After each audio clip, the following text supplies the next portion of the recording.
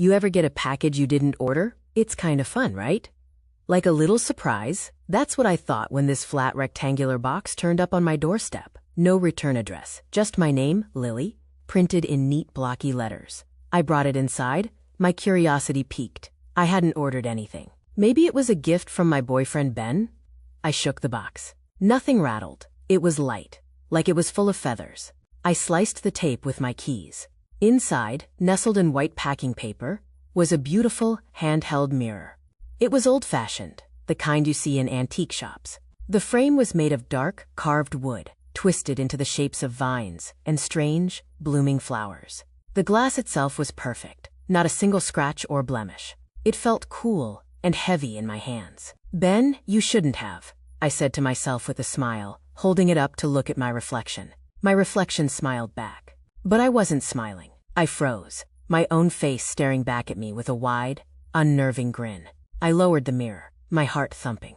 What was that? I must be tired. I'd been pulling late shifts at the cafe. I took a deep breath and lifted the mirror again. This time, my reflection was normal. She looked as confused and freaked out as I felt. I let out a nervous laugh. Okay, Lily, get a grip. I propped the mirror up on my bookshelf, thinking it would make a nice decoration, despite the weird moment. It really was beautiful. The first real sign something was wrong happened that night. I was getting ready for bed, brushing my teeth in the bathroom. From the corner of my eye, in the reflection of my bathroom mirror, I saw her. The girl in the antique mirror on my bookshelf. She was just standing there, in that little rectangle of glass, watching me.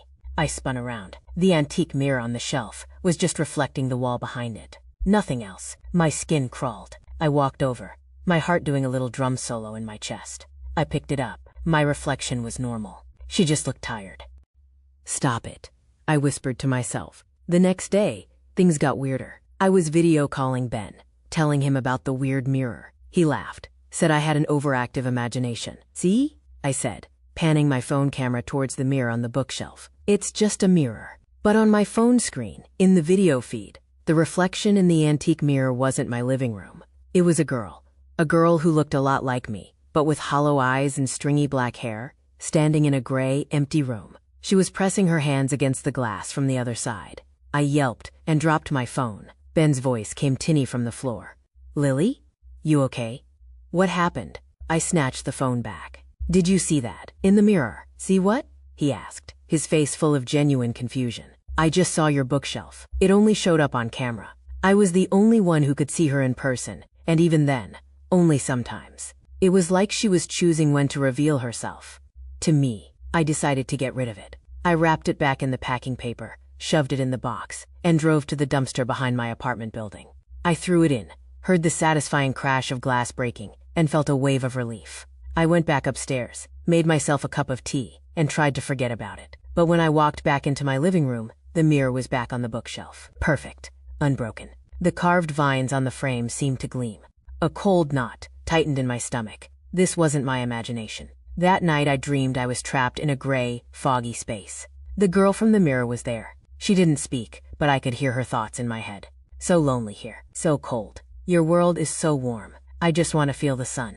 I woke up gasping, the sheets soaked with sweat. The room was ice cold. I looked at the mirror. My reflection was asleep in her bed. But I was awake. I was standing right here. I screamed and threw a blanket over it. The blanket was on the floor the next morning. It was getting bolder. Now when I looked in it, my reflection would be doing things a second behind me. I'd blink, and she'd still have her eyes open. I'd turn my head, and she'd wait a moment before following. The delay grew longer each time. I called in sick to work. I couldn't leave my apartment. I was too scared of what the mirror might do if I wasn't there to watch it. I started talking to it. What do you want? I begged, my voice cracking. Why are you doing this? The glass fogged up, like someone had breathed on it from the other side. A single word was traced in the condensation. Switch. Then, it faded away. Panic seized me. That was it. It didn't want to be my friend. It didn't want to haunt me. It wanted to be me. It wanted my life, my warmth, my world. I grabbed a hammer from my toolbox. I wasn't going to try to throw it away this time. I was going to destroy it. I stood in front of the bookshelf, hammer raised. My reflection looked terrified, her hands up, pleading with me. It looked so real, so me. I'm sorry, I whispered, and I swung the hammer as hard as I could. But my reflection was faster. Her hand shot out of the glass. It was cold and solid, her fingers like ice-cold stone. She grabbed my wrist, stopping the hammer mid-swing. Her strength was impossible. I couldn't move. Her other hand came out, and she started pulling me toward the mirror. I fought. I dug my heels into the carpet. I screamed. I pulled back with all my strength. But I was losing. My fingers touched the surface of the glass, and it didn't feel solid. It felt like cold water. My hand sank into it. No, I shrieked.